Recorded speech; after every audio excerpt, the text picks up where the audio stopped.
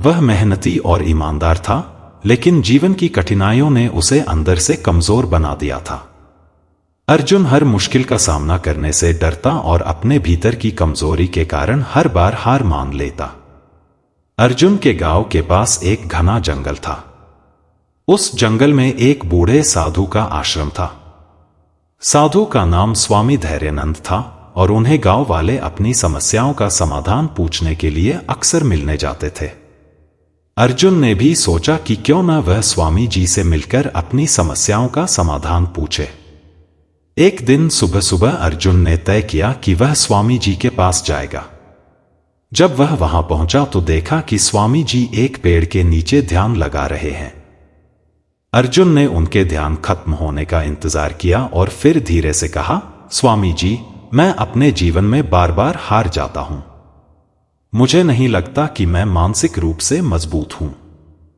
क्या आप मेरी मदद कर सकते हैं? स्वामी जी मुस्कुराए और बोले, तुम्हारी समस्या का हल है, लेकिन उसके लिए तुम्हें खुद पर मेहनत करनी होगी। क्या तुम तैयार हो? अर्जुन ने तुरंत हां कहा। स्वामी जी ने अर्जुन को एक मिट्टी का बर्तन दिया और उसमें पानी भरने को कहा। साथ ही उन्होंने कहा कि वह इस बर्तन को लेकर पहाड़ की चोटी तक जाए।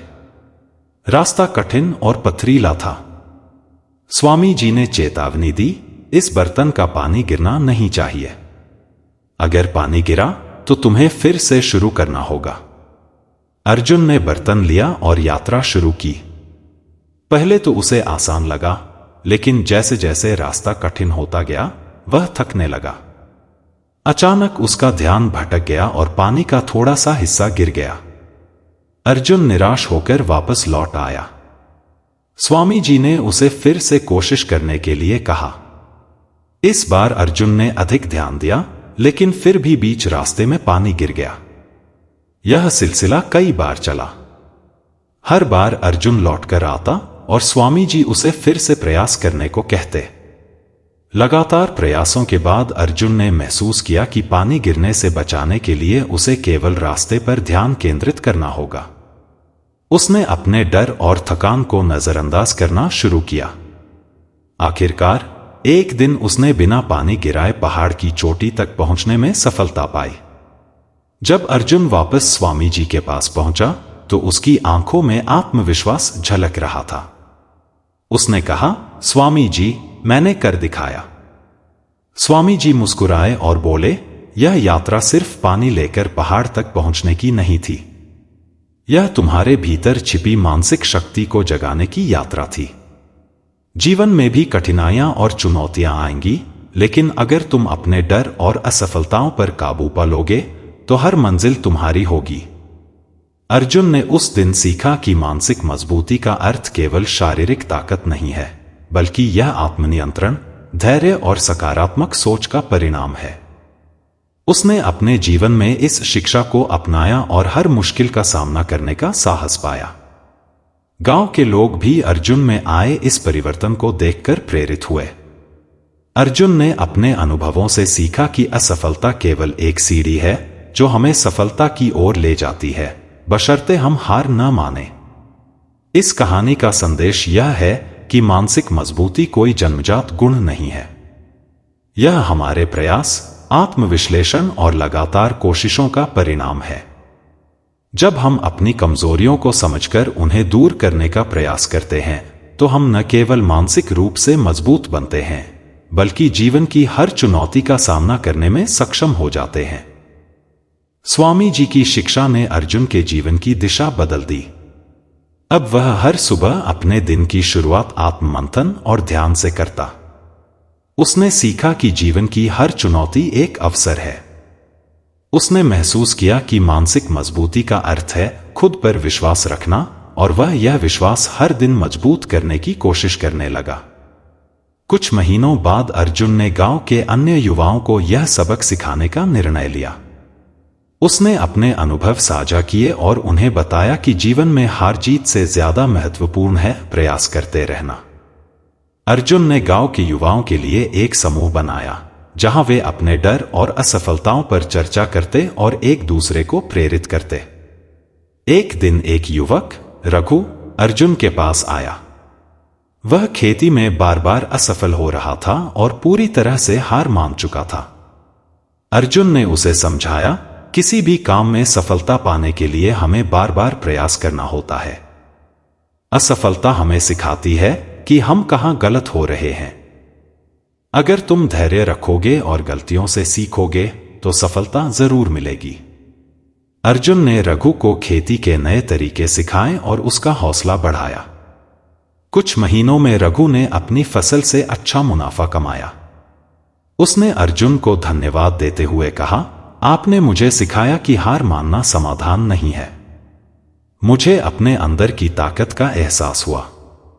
एक दिन गांव में अचानक एक बड़ी आपदा आई। नदी में बाढ़ आ गई और गांव के कई घर डूब गए। लोग डर गए और अपनी संपत्ति छोड़कर भागने लगे। अर्जुन ने हालात संभालने की ठानी। उसने लोगों को एकत्र किया और उन्हें संगठित किया। उसने कहा, हम सभी मिलकर इस आपदा का सामना करेंगे। अगर हम मानसिक रूप से मजबूत रहेंगे तो किसी भी मुसीबत को पार कर सकते हैं। अर्जुन ने गांव वालों के साथ मिलकर एक योजना बनाई। उन्होंने ऊंचे स्थानों पर शरण ली, अनाज और पानी का इंतजाम किया और धीरे धीरे नदी का पानी उतरने का इंतजार किया। उनकी संगठित मेहनत से गांव में कोई जानमाल का नुकसान नहीं हुआ। इस घटना के बाद अर्जुन को सभी ने नेता मान लिया। बाढ़ के बाद अर्जुन फिर से स्वामी जी के पास गया। उसने कहा, स्वामी जी, आपकी दी गई शिक्षा ने मुझे न केवल मानसिक रूप से मजबूत बनाया, बल्कि मुझे दूसरों की मदद करने का भी साहस दिया। स्वामी जी ने मुस्कुराते हुए कहा, अर्जुन, तुम्हारा जीवन दूसरों के लिए प्रेरणा बन गया है।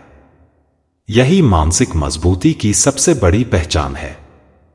जब तुम न केवल खुद को संभाल सकते हो, बल्कि दूसरों को भी ताकत दे सकते हो, तो तुम सच्चे मायनों में मजबूत हो।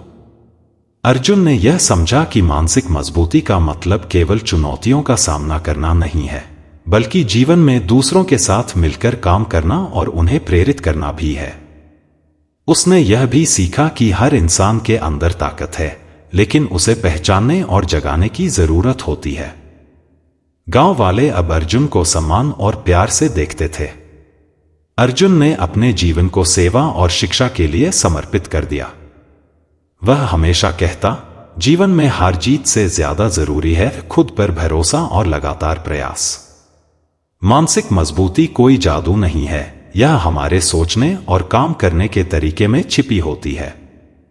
इस तरह अर्जुन की कहानी सिर्फ एक व्यक्ति की नहीं, बल्कि उन सभी लोगों के लिए एक प्रेरणा बन गई जो अपने जीवन की कठिनाइयों से लड़ने के लिए तैयार हैं। महात्मा बुद्ध कहते हैं कि कई साल पहले की बात है।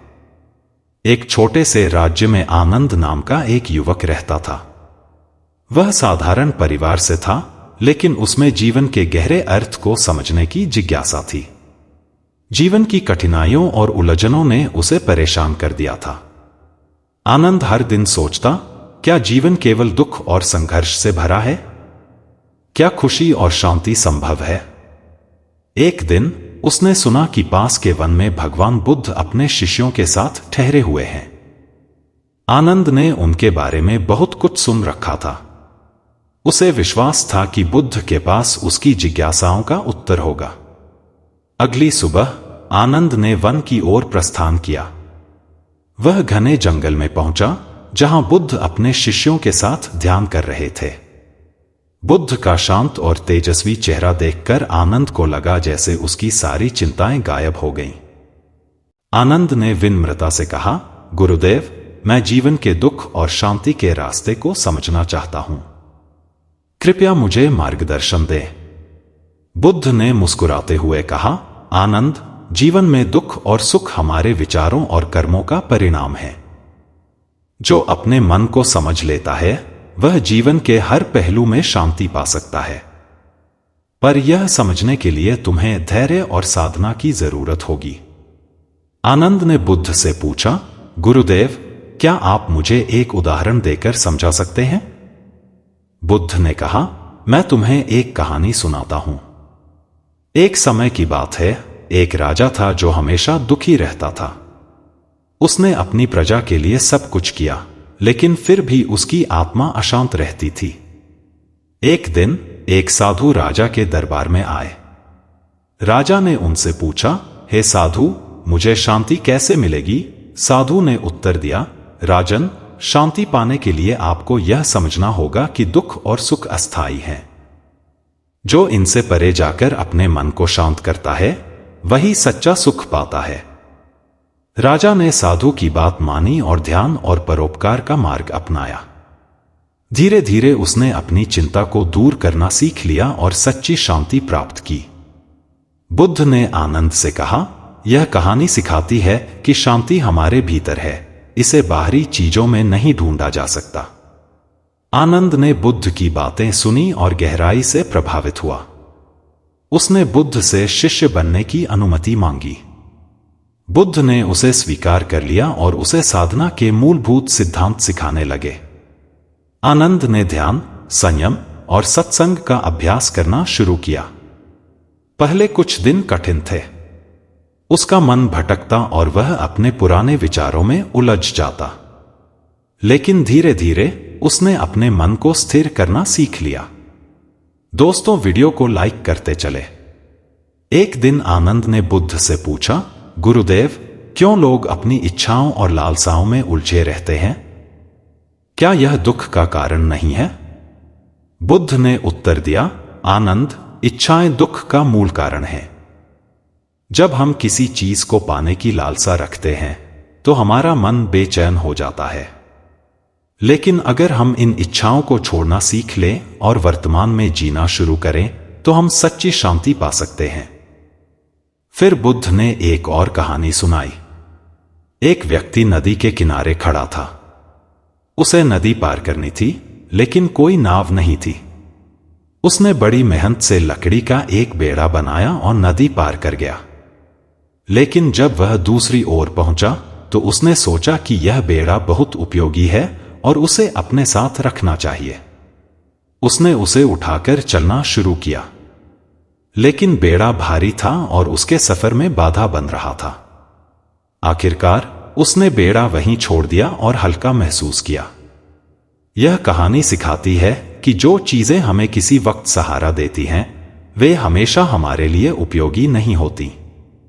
इच्छाओं को छोड़ना हमें हल्का और मुक्त करता है। आनंद ने बुद्ध की शिक्षाओं को आत्मसात किया। वह अब दूसरों की मदद करने और अपने अनुभव साझा करने लगा। उसने गांव-गांव जाकर लोगों को बताया कि दुख से कैसे पार पाया जा सकता है। धीरे धीरे आनंद का नाम लोगों के बीच प्रसिद्ध हो गया। कई सालों बाद जब आनंद ने काफी ज्ञान अर्जित कर लिया तो उसने बुद्ध से पूछा, गुरुदेव, क्या आप मुझे अंतिम शिक्षा देंगे? बुद्ध ने मुस्कुराते हुए कहा, आनंद, याद रखो, जीवन अनिश्चित है। हर चीज बदलती है। इस परिवर्तन को स्वीकार करना ही सच्चा ज्ञान है। जो व्यक्ति इस सत्य को समझ लेता है वह कभी दुखी नहीं होता। आनंद ने इस शिक्षा को अपने जीवन का आधार बनाया और हमेशा दूसरों की भलाई के लिए काम किया। यह कहानी हमें सिखाती है कि जीवन की चुनौतियां और दुख केवल हमारे दृष्टिकोण और सोच का परिणाम है। अगर हम अपने मन को नियंत्रित करना सीख लें और वर्तमान में जीने की कला अपनाएं, तो हम हर परिस्थिति में शांति पा सकते हैं। बुद्ध कहते हैं, जैसे दीपक अंधकार को दूर करता है, वैसे ही ज्ञान और ध्यान हमारे मन के अंधकार को मिटाकर जीवन में प्रकाश फैलाते हैं। आनंद अब एक साधक नहीं रहा, बल्कि वह स्वयं एक प्रेरणा बन गया था। बुद्ध की शिक्षाओं को आत्मसात कर उसने अपने जीवन का उद्देश्य दूसरों की सेवा और जागरूकता फैलाना बना लिया था। वह गांव-गांव जाकर लोगों से मिलता, उनकी समस्याएं सुनता और उन्हें समाधान का रास्ता दिखाता। एक बार वह एक ऐसे गांव में पहुंचा जो लगातार अकाल की चपेट में था। वहां के लोग भूख और प्यास से परेशान थे। आनंद ने बुद्ध के उपदेशों को याद किया और गांव वालों को समझाया, भाई बहनों, दुख और परेशानियां जीवन का हिस्सा हैं। लेकिन अगर हम एकजुट होकर समाधान की ओर काम करें तो किसी भी मुश्किल का सामना किया जा सकता है। उसने गांव वालों को संगठित किया और एक योजना बनाई। उन्होंने पास के जंगल से जल स्रोत खोजा और एक कुआं खोदने का निर्णय लिया। यह काम कठिन था, लेकिन आनंद ने सभी को प्रेरित किया। कुछ महीनों की मेहनत के बाद उन्होंने कुआं खोद लिया और पानी की समस्या हल हो गई। एक दिन आनंद के पास एक व्यापारी आया जो अपनी दौलत के बावजूद दुखी था। उसने आनंद से कहा, मैंने अपनी जिंदगी में बहुत धन कमाया है, लेकिन मुझे शांति नहीं मिलती। मुझे हमेशा लगता है कि मेरा धन खत्म हो जाएगा या कोई मुझसे छीन लेगा। क्या मैं कभी चैन से जी सकता हूं? आनंद ने मुस्कुराते हुए कहा, मित्र, तुम मोह और अज्ञान के जाल में फंसे हुए हो। धन केवल साधन है, लेकिन तुमने इसे अपने जीवन का उद्देश्य बना लिया है। जब तक तुम इसे छोड़ने का साहस नहीं दिखाओगे, तब तक शांति असंभव है। आनंद ने उसे एक कहानी सुनाई। एक किसान के पास एक मुर्गी थी जो हर दिन सोने का एक अंडा देती थी। किसान लालची हो गया और सोचने लगा कि अगर वह मुर्गी का पेट फाड़ दे तो उसे एक बार में ही सारे अंडे मिल जाएंगे। उसने ऐसा ही किया, लेकिन उसके हाथ कुछ नहीं लगा। वह न केवल सोने के अंडों से वंचित हो गया, बल्कि उसने अपनी मुर्गी भी खो दी।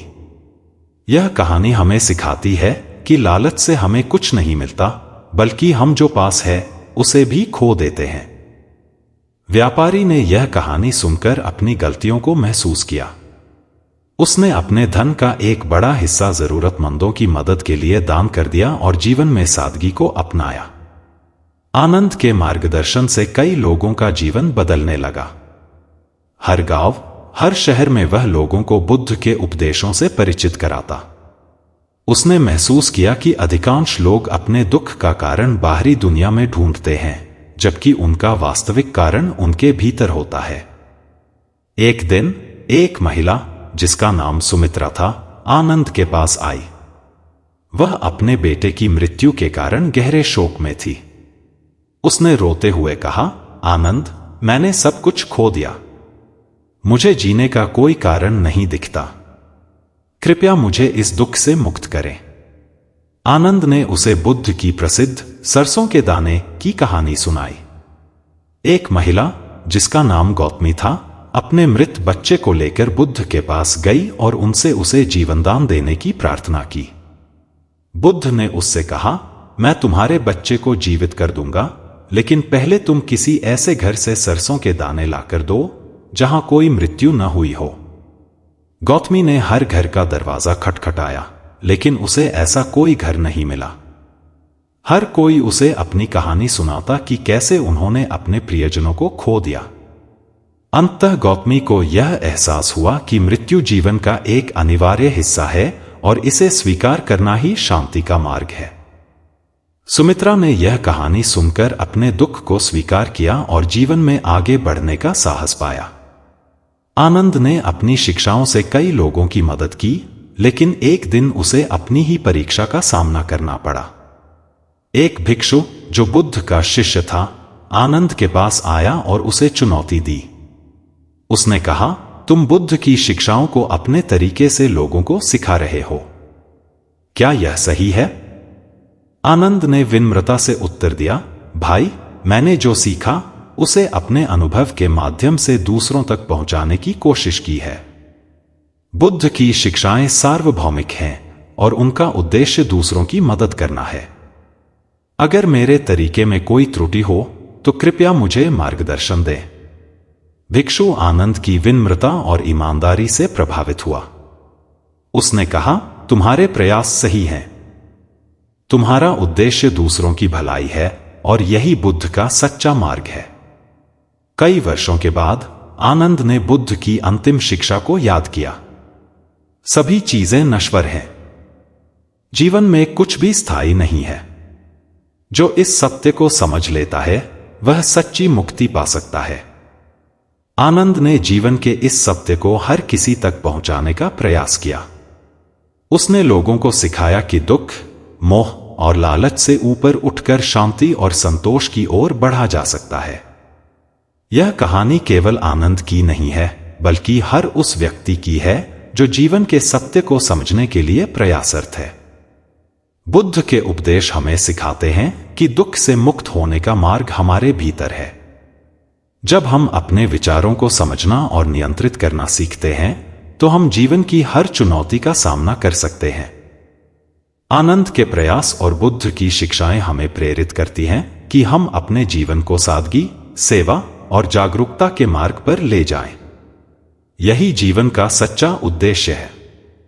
दोस्तों, अगर आपको हमारी वीडियो अच्छी लगी हो तो इसे लाइक करें। धन्यवाद।